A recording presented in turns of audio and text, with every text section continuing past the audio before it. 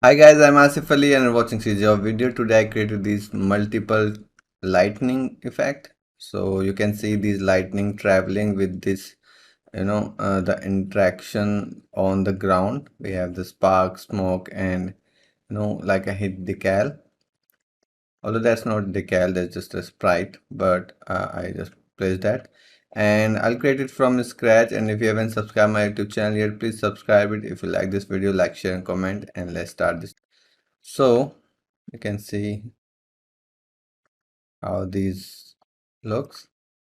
It's quite simple and I will create it again from scratch. So let's say you have a new level, this one, and the light is little darker.